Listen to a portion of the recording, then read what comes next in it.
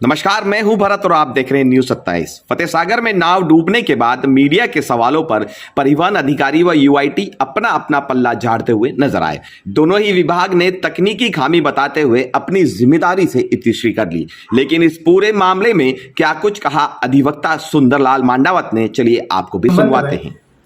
Civil न्यायाधीश उत्तर उदयपुर में गोपाल कृष्ण जी सुकवाल एवं निर्मल पंडित द्वारा वाद दायर किया गया, जिसमें मुख्य रूप से जो प्रश्न उत्पन्न किए गए हैं वह है यूआईटी सचिव द्वारा कार्यादेश दिया गया, वह कार्यादेश ही गलत था, क्योंकि उनके पत्र 28/12 के अनुसार कलम नंबर 9 में लिखा गया था कि यूरो 6 मानक का प्रमाण पत्र प्राप्त होने पर ही हम इनको संचालन की अनुमति दी जाएगी, जबकि यूरो 6 का प्रमाण पत्र प्राप्त नहीं होने के पूर्व ही इनके द्वारा नाव संचालन की स्वीकृति दे दी। इस वजह से यह भयंकर हादसा हुआ। अगर यह प्रमाण पत्र होता तो यह हादसा नहीं होता, क्योंकि भारतवर्ष में यूरो 6 के इंजन अभी उपलब्ध नहीं है, न ही किसी कंपनी द्वारा इसको बनाया गया है। नंबर 2, इस मामले में परिवहन विभाग द्वारा भी घोर लापरवाही की गई। आप देखें तो फिटनेस सर्टिफिकेट और रजिस्ट्रेशन प्रमाण पत्र दोनों में ही बोर्ड की लंबाई, चौड़ाई, ऊंचाई में वेरिएशन है।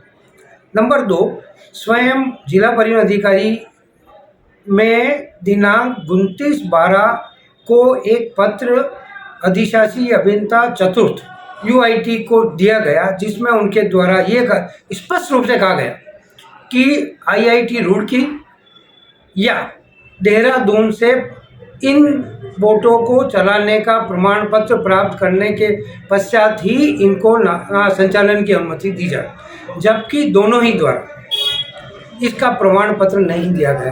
तो प्रमाण पत्र नहीं दिया गया तो प्रथम उस प्रमाण पत्र के बिना रजिस्ट्रेशन, फिटनेस और लाइसेंस जारी किया गया, जो गलत था, एवं यूआईटी ने संचालन की अनुमति दी, वो भी गलत थी।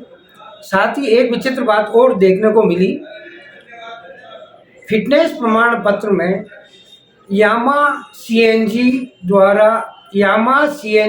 का इंजन लगाकर बोट को संचालित की जाएगी, ये स्पष्ट रूप से लिखा गया, जबकि यामा सीएनजी किट बनाती ही नहीं है। जब बनाती ही नहीं है तो ये टेंडर ही अपने आप में विरोधाभासी टेंडर था, जो किसी भी स्थिति में उचित नहीं था। अब स्वयं यूआईटी सचिव का ये कहना कमेटी बना दी। कमेटी क्या बात, जब आपके स्वयं के पत्र में इसका स्पष्ट अंकन है कि यूरो 6 इंजन एवं परिवहन विभाग द्वारा लिखा गया है कि देहरादून और गुड़गांव की कंपनी से जब तक सर्टिफिकेट प्राप्त नहीं किया जावे तब तक इसको संचालित नहीं की जावे, तो क्यों संचालित करने दिया जाए? अगर ये संचालित नहीं होती तो ये हादसा भी नहीं होता। इससे विचित्र बात और है कि हमारे यहाँ आज की तारीख में नेवल ऑफिसर कोई नियुक्त नहीं है। नेवल ऑफिसर पूर्व में नियुक्त थे, जो आज की तारीख में नहीं है, क्योंकि आज की तारीख में नेवल ऑफिसर वह व्यक्ति हो सकता है जिसने एमई या बी नेवल आर्किटेक्ट या ओशन इंजीनियरिंग में की हो, और वही व्यक्ति ये बता सकता है कि कौन सी नाव चलने योग्य है, कौन से इंजन से चलने योग्य है, कितना वजन लेगी, कितनी लंबाई की होनी चाहिए, कितनी चौड़ाई की होती, कितनी ऊंचाई की होनी चाहिए। नेवल ऑफिसर में बीई की कोई क्वालिफिकेशन ही नहीं है। यहाँ तक कहूँगा कि परिवहन विभाग में भी naval architect and ocean engineering का डिप्लोमाधारी एक भी व्यक्ति नहीं है। तो उनके द्वारा सर्टिफिकेट जारी करना, लाइसेंस जारी करना अपने आप में ही वर्तमान परिस्थितियों में, पूर्व में 1956 की परिस्थितियाँ अलग थी, लेकिन आज की तारीख में 2022 में परिस्थितियाँ अलग है। तो 2022 के अनुसार इनको BE naval and architect ocean engineering के विद्यार्थी से ही फिटनेस और रिपोर्ट लेनी चाहिए। बड़ी विचित्र बात एक और देखने को मिली, जो चैनल 27 ने ठेकेदार कंपनी का इंटरव्यू लिया, उसमें उस ठेकेदार ने ये कहा कि ये इंजन मेरे द्वारा ही फिट किया गया है और असेंबल करके मैंने बनाकर इसमें लगा दिया है। दुर्भाग्य की बात है कि एक ठेकेदार यामा कंपनी के पेट्रोल इंजन को स्वयं सीएनजी में कन्वर्ट कर रहा है और वो सीएनजी किट लगा रहा है और सीएनजी किट से नाव को संचालित करने की बात कहता है, ये अपने आप में दुर्भाग्यपूर्ण है और दोनों ही विभागों की घोर लापरवाही इसमें प्रदर्शित होती है। क्योंकि सीएनजी इंजन रोज खुलकर सीएनजी भराने जा नहीं सकता और सीएनजी वापस आके फिट नहीं कर सकता, और जब आदमी क्वालिफाइड आदमी ही नहीं है सीएनजी फिट करने वाला, तो आउट में जैसे हम कह सकते हैं छोला छाप डॉक्टर के रूप में स्वयं ठेकेदार ने स्वीकार किया कि मैंने फिटिंग की है, जो बिल्कुल ही 100% गलत है।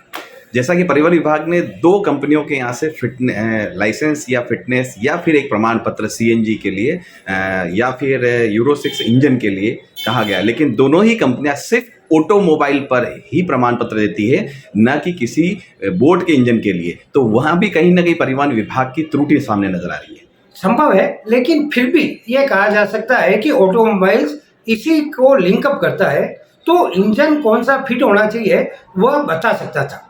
नाव में कौन सा इंजन लगा सकता है वो अलग बात है, लेकिन इंजन की क्वालिटी वो बता सकता है। लेकिन वो ऑटोमोबाइल्स वाले सिर्फ 4 व्हीलर गाड़ियों के संबंध में ही बता सकते हैं, नाव के संबंध में नहीं बता सकते।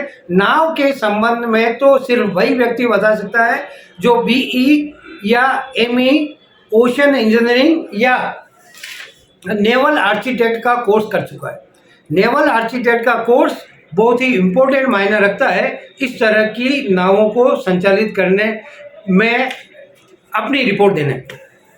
इसलिए रिपोर्ट जो लेनी चाहिए वह जो नेवल आर्किटेक्ट और ओशन इंजीनियरिंग का बीई या एमई का कोर्स कर रखा उनसे ही लेनी चाहिए, वही इस मामले में सही प्रमाण पत्र जारी कर सकता है। विधि के अनुसार ये किस तरह की धाराओं के अंदर अपराध कारित होता है? सबसे पहले तो मैं ये कह सकता हूँ कि ये जनहानि की दृष्टि से तो कार्य किया ही इन्होंने। दूसरा ये इन्होंने अपने पदीय कर्तव्यों का पूर्ण रूप से दुरुपयोग किया है, जो नई सीआरपीसी के सिद्धांतों के अनुसार दंडनीय अपराध है, 2 वर्ष के लिए सजा का प्रावधान है। और इसके लिए हमने इसीलिए कहा है कि इनकी कमेटी कोई योग्यता नहीं रखती। तो सुना आपने कि अधिवक्ता सुंदरलाल मांडावत ने क्या कुछ कहा। अगर दोनों ही विभाग अपनी जिम्मेदारियों से इस तरह से मुंह मोड़ लेंगे तो कभी ना कभी झीलों की नगरी में फतेह सागर में कोई बड़ा हादसा होने की संभावना बनी रहेगी। फिलहाल इतना ही, इजाजत दीजिए भरत को और देखते रहिए न्यूज़ 27।